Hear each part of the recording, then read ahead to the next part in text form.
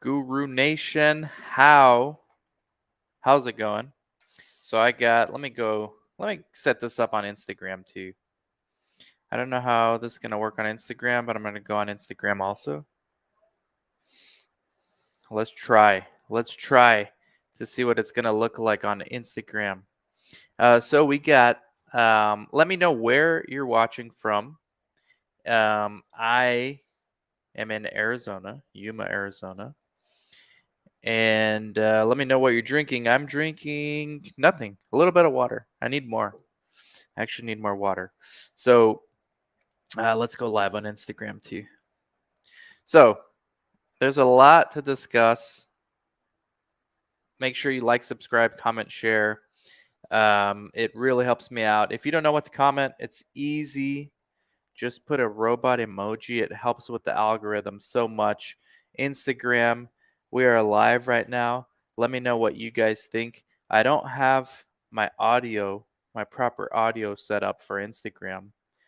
I just did it spontaneous. Let me know. Can you hear me good? Can you hear me okay? Hopefully you can hear me good. If not, I'm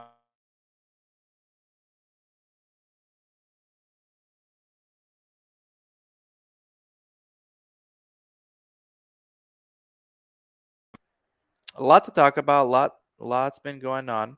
Cold brew. We got cold brew for Gazelle. Gazelle, I'm jealous. I need some cold brew. I just had 1 cup today in the morning, but I feel like I'm in the middle of doing a refinance for one of my homes, and that's just so draining. It's so draining. Instagram, let me know. Can you hear me? Am I coming in clearly for you, or do I have to switch to my mic? Just finished the book. Thank you, Miss Crunch. Let me know where you're watching from on Instagram and what you're drinking.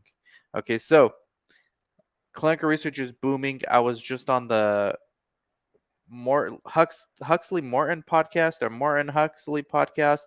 Hold on. Let me search and give you the right name for the podcast. I always get it confused. Huxley Huxley Morton podcast. All right. Everybody go to their channel right now. Let's make my interview their most viewed video by far. Let's not even make it close. Let's make it by far. So we discussed a lot of things with those guys. Adam and James, they were there. We were discussing careers, why it's so hard for people to get in. We got work. You're at work, Ice T. Thank you, thank you, thank you, thank you, thank you. Instagram, I want to see the hearts and I want to see the questions because I'm always doing LinkedIn, YouTube, Twitter, Facebook. I need to do way more Instagram lives. Way more Instagram lives. I have not tried Javi Gazelle. I need some. Briani, how's it going? Hey, we got a quick question here from Kefala. My daughter doesn't want to go to college. Do you think your course is something a 19-year-old would be successful at? Yes. Study Coordinator Academy. So the CRC Academy, Kefala. The CRA, I would recommend the CRA Academy, but 99% of CRAs I know have a bachelor's degree, at least a bachelor's degree or higher. So Homewood, Alabama. Wow. You guys got a great football team over there. That's a respect. I respect that dynasty so much. Nick Saban and what he's done over there. So Kaifala, yes. I think getting her in at a young age as a coordinator, combining that with maybe if you're going to learn how to be a coordinator, you can eventually go on to be a site director. You can own your own site if she's entrepreneurial. I mean, at 19, you kind of get a little bit of an idea. Was this person an entrepreneur? Is this person someone who just wants to be an employee? Good news is you can do both for the coordinator. Gazelle, thank you so much. I will send you my address. That's so nice of you. I'm gonna be getting hooked on that stuff. PT Scrub, I see you on Instagram too. It's more convenient to watch on Instagram. I feel you. What about foreign medical grads? How hard is it to get in? Not hard at all. We just interviewed a guy yesterday on Latinos in Clinical Research, and on my channel now on YouTube, Marcel Ruiz. California born. He's Bolivian. He went to Bolivia for med school after college here in the States. Came back, is in the process of trying to go through residency and all that stuff. But in the meantime, clinical project coordinator for a big sponsor. Sorry, for a CRO. For a CRO. I have some echo on Instagram. Yeah, I know. I know. The mic is not that great. Here, this might help. I'll probably have to hold the phone. Um, so in international medical graduates, absolutely. Kaifala, if you're interested, I can have Monica reach out to you and discuss. That's $3,500 CRC Academy. That's way better than 35,000 a year for college. And you're done in 3 months, and you've got immediate experience on your resume, and you can literally go work at clinics. We help put our students in touch with clinics. So we got I am Debbie, California born, med school in Latin America. See, Debbie, we should interview you for Latinos in clinical research. Question is, Debbie, are you in research yet? Because if not, what you need to do is follow Marcel Ruiz, exactly what he did. Look, he asked 10 doctors to shadow, 10 doctors who do research to shadow with them. The 11th one said yes. We got requests to join. Okay, let's see. But I don't think it's gonna work well on LinkedIn, YouTube, and Twitter. Can someone with a nursing background get into this type of career? I am not sure if somebody with a nursing background can get into this type of career. It depends what. Right away, if you want to be CRA, possibly. All right, that's why I said I'm not sure. If you want to go CRA right away, possibly. But it has to be RN. And even with RN, so I am Debbie 619. It's Marcel Ruiz. If you just go on my YouTube channel right now, it's the last video I did before this one. It's up. It's literally like the last video I did right before this. It's Marcel Ruiz. So nursing background, easy. The reason I say not sure is not sure what you want first. What job do you want first? Do you want CRA first? Because for that, it's RN. And even that is unlikely right away. With nursing background, though, study coordinator, research assistant, clinical project associate, trial master file specialist, in-house CRA, remote site monitor, on and on and on. Nursing background is fantastic for this industry. David LaHaye with the robot. David, I know you know what's up. All right, with the robot emojis. Thank you so much. Gazelle says yes, yes, yes. Thank you so much, Gazelle. Really appreciate it.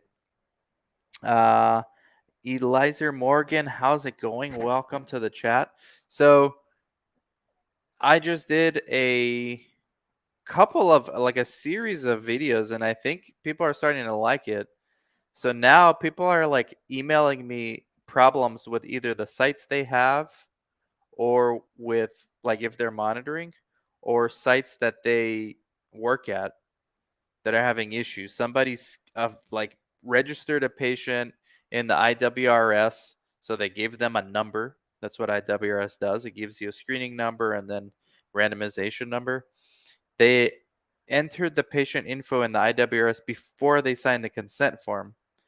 So it was technically patient number 1 was actually supposed to be patient number 2 because somebody else screened first.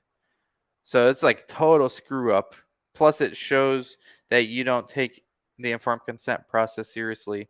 So a lot of that stuff, all these site level dynamics, this is what this is titled on LinkedIn, YouTube, and Twitter.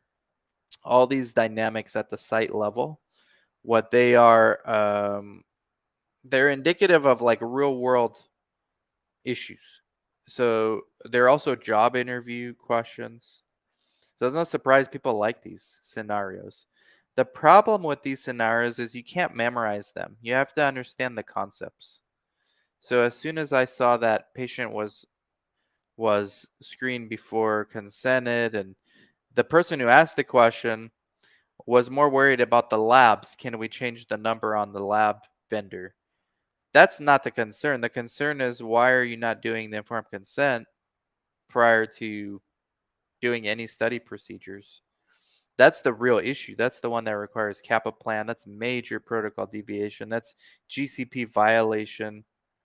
There's a lot. Then Carla Vera Navas texted me this morning, hey, let's do a podcast on FDA audits, because there's an increase in FDA audits on her end. I haven't seen that, but that's because I'm at a startup site. So we're not going to get FDA audited for a while. Knock on wood. Knock on wood. But yeah, all these site level dynamics. This is where, no matter how much the industry talks about decentralized trials and patient centricity, at the end of the day, there's real issues at the site level that need to be addressed. And a lot of the solutions are low tech solutions: training, more staff, getting more people working in the industry. I mean, this is why we have CRC Academy, CRA Academy, our consulting services. These are the low tech solutions to some of these problems. Low tech solutions also solve or help make some progress in diversity issues in research. How do we get more minorities participating in clinical research? All that kind of stuff. So, decentralized trials, I like the theory, and I like the convenience aspect that the patient has. We haven't answered where the patients are coming from, because patients respond well to their clinicians. And if their clinicians are involved in research, the patients are more likely to be involved in as study participants in research.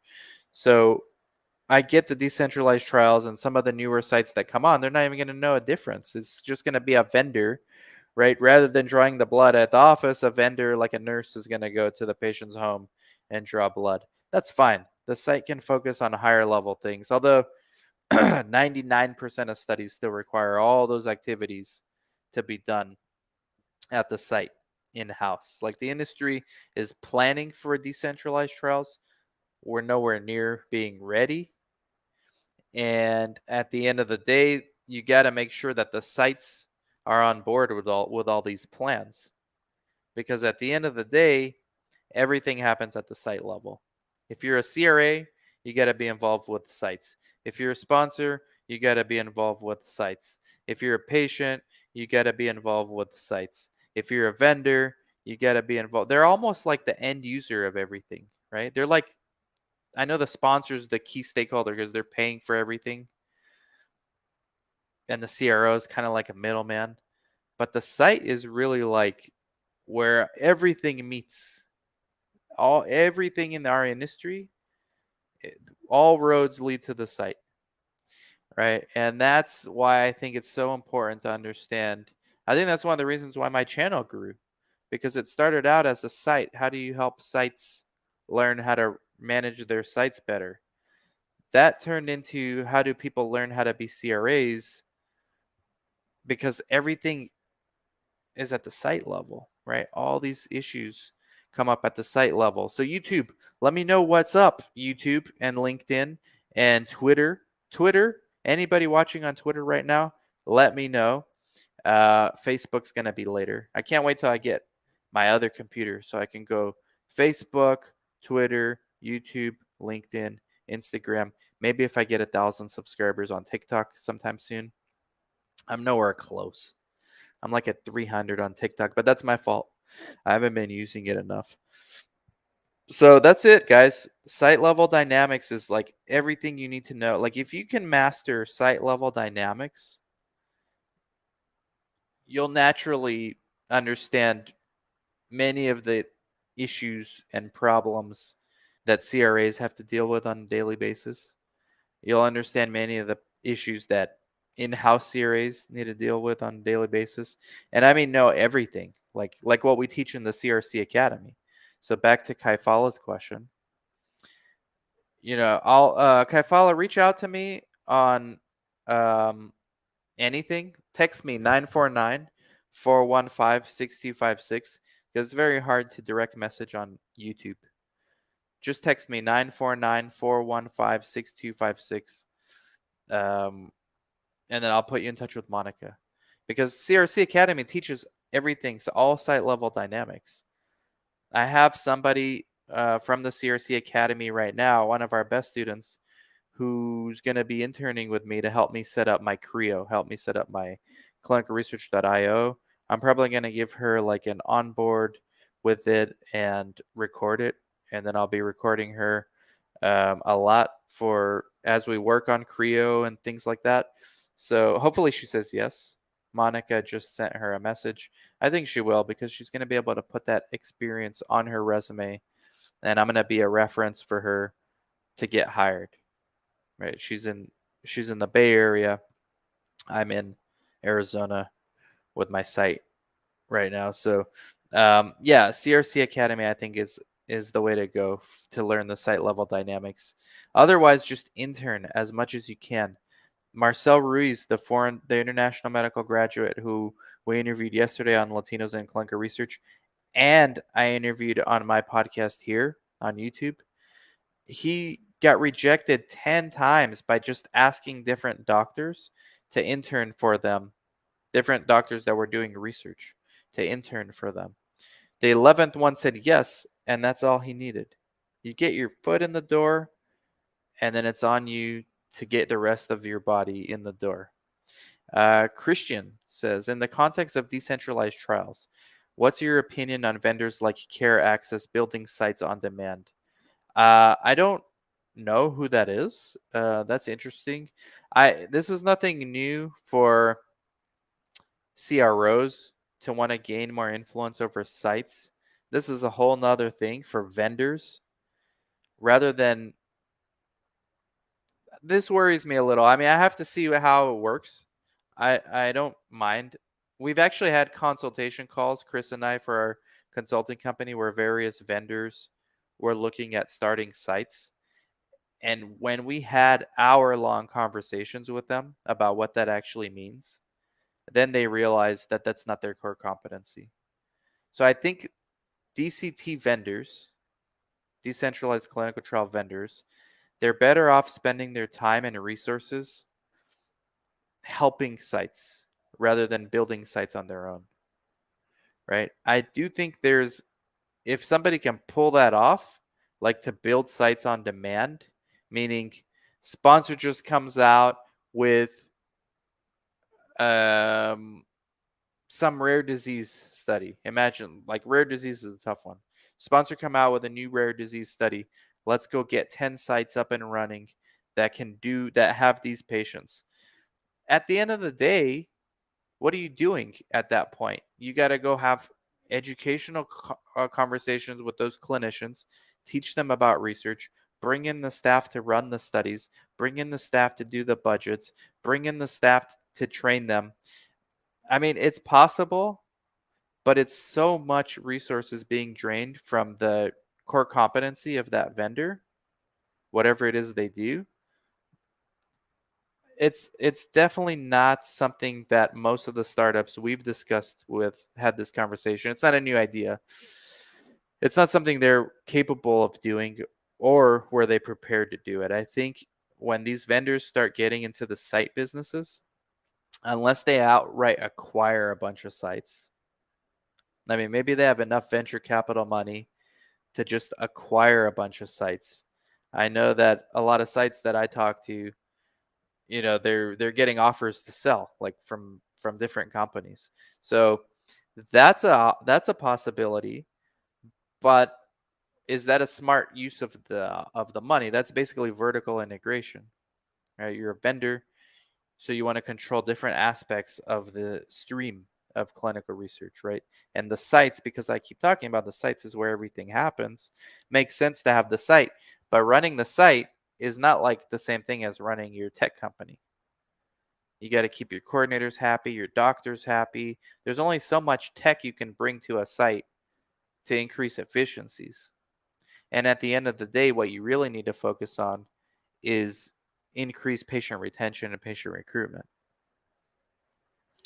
Eileen Angelo Roberto. Okay. I have a question. Is PI paid after studies expenses? PI is paid by the site whenever the site and the PI agreed they will be paid. Sponsor pays the site. Sometimes the site is the PI. Ashley Margot, how's it going? Adeline. Adeline wants to come on. Let's see. Maybe we'll ask this question live on Instagram. Or maybe not.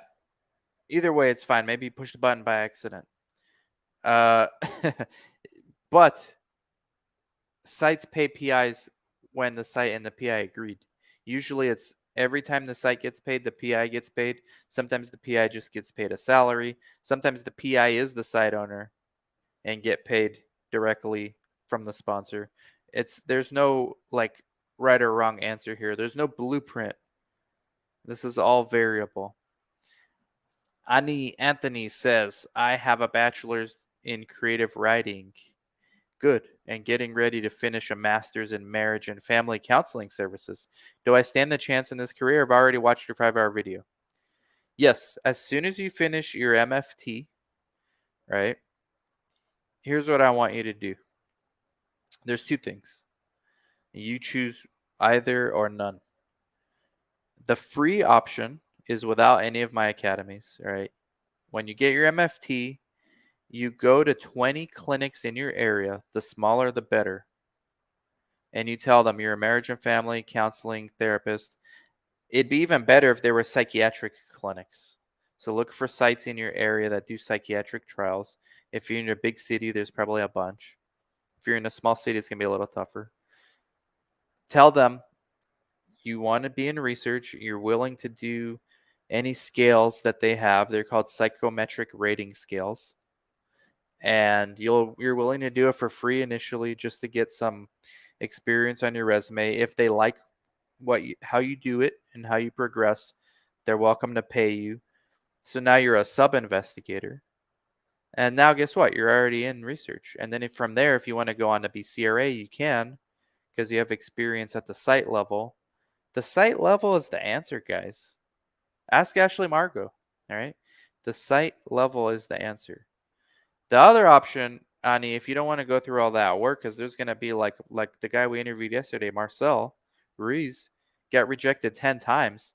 If you don't want to go through all that work of being rejected, take our course, the CRC Academy or the CRA Academy. You choose which one you want to be, then take that one and get the internship on your CV that way. After the course, if you pass, you get to do the internship. If it's CRA Academy, you do remote monitoring. If it's CRC, you do site-related projects. Or a combination of those two things. Eileen says, thank you. When we pay the PI percentage, usually it's pay after studies expenses. However, a PI I wanted to hire asked me 15 to 25% before expense. That's not unreasonable, Eileen. It depends on a lot of things. Are you using his or her office? Are they charging you rent? Are you using your own office? Are they coming in? Are you using their patients? Are you recruiting your own patients? That's all factors into it. I mean, even 50% before expenses might be fair. 10% before expenses might be fair. It just depends on the situation. There is no cookie cutter answer to this. Every site's set up differently. And Ashley says the PI and Sub-I Academy. Absolutely. Absolutely right. We have that coming out soon. Related to CRA, can you please talk a little bit about data management? So CRAs don't really do anything with data management other than open and close queries and make sure the database is clean for the PI to sign off on it. That's about as far into data management as CRAs get. I did a full interview on data management with Aditya. It's on my channel. We're opening a data management academy. All right. As far as recruiting, we're actually opening a patient recruitment academy. CRAs don't do anything with patient recruiting. CRAs don't do anything with registering or randomizing patients. All this stuff is done at the site level. CRAs don't have anything to do with recruiting, registering, or randomizing patients. CRAs need to make sure that this stuff is being done properly. They don't actually do it. And what does it mean by being done properly? Being done according to the protocol. That's what that means. Um, Annie Anthony, thank you, Annie. Appreciate it, guys. Make sure you like, subscribe, comment, share. If you don't know what to comment, put a robot emoji on Instagram. Throw up the hearts. I haven't gone live on Instagram in a while. I'm gonna be doing more Instagram live. I've been lazy. It's so easy here on LinkedIn, YouTube, and Twitter to do it. I don't want to get my phone out, set up the mic. I'm just quick. I'm quick. Faith Moafat sent a request to be live. Let's go live then with Faith. If you're going to send me a request, we might just actually do it. Rod Raphael, YouTube member with the pizza emoji. Pizza emoji work too. Pizza emojis work too. Hey, how's it going? Okay, look, if you're going to put a request to come on, I'm going to say yes, right? So if you don't want to come on, don't put a request to come on. How am I supposed to know? All right, Ron. Ron says, as a recent 1099 CRA, should I start my entity as an LLC or sole proprietor and piggyback to an S corp? Depends how many sponsors and contracts you're gonna have. The safe answer is to say LLC. Your limit, just like the LLC stands for, you're limiting your liability. As long as you treat the monies in your LLC separate from you, you're basically protected from negligence on your part. That's the thing you're worried about as a contract CRA, is missing big things and negligence. So you can get errors and omissions insurance too for that. I would say start as sole proprietor if you only have one contract. Once you get more than one, maybe switch to LLC. Depends what state you're in also. Like in California, it's $800 a year just to have the LLC. But in other states like Arizona, I think it's like nothing. I think it's initial fee and then it's like free, or I haven't done it yet, but it's not $800 a year. I'll tell you that. And in California, it could be more. It could be like, depending on how much profit the LLC makes, even more. So consult with a tax attorney, but I would say you don't need it right away. And that's what my tax attorney would say too. You don't need that right away. But good question, Ron. I think errors and omissions insurance is more of what you need than anything else as a contractor. That's another thing, guys. When you're contract CRA, everything's fine. You get paid more and all that. You're your own boss. But guess what? You're liable. Like if you screw up really badly, they might come after you. Negligence. If you're a W-2 employee, that's the company's responsibility. They can fire you, but they can't sue you, right? Unless it's fraud. Then they can argue you're stealing from them or something, but that's usually not what CRAs do. CRAs are rarely, if ever, involved in fraud with the site.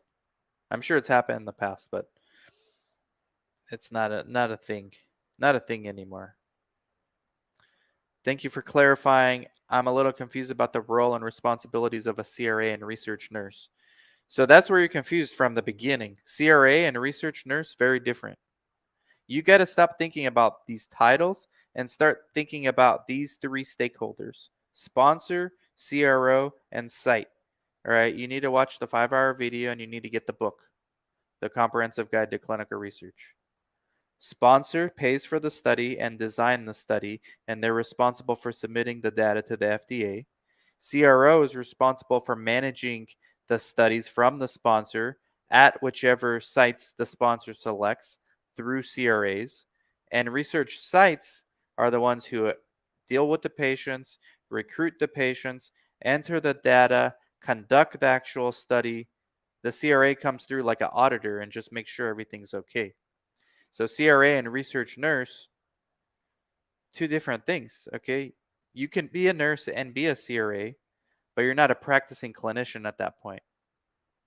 You could be a nurse and work at a site, and then you could be a practicing clinician at that point too. It's confusing. Stop looking at titles, start looking at those and everything in the frame, in the context and frame of those three vendors, and everything becomes a lot more simple. Watch the 5-hour video and get the book. It's going to help. That's why those two things were made, to help alleviate confusion. All right. Site level is where everything's at. Guys, I got to go. I got another call coming up. Stay tuned for more videos. I'm going to be creating tons of content between now and the end of the year because it's important. And the more people I can talk to, the better. The more you watch, the more you like, the more you subscribe, the more you comment, the more you share, the more you put robot emojis, pizza emojis, bird emojis, alien emojis. I don't care what you put. It's going to help the algorithm. It's going to have me doing more of these more regularly. Good vibes. Good vibes to everybody. I'll catch y'all later, guys. Bye-bye.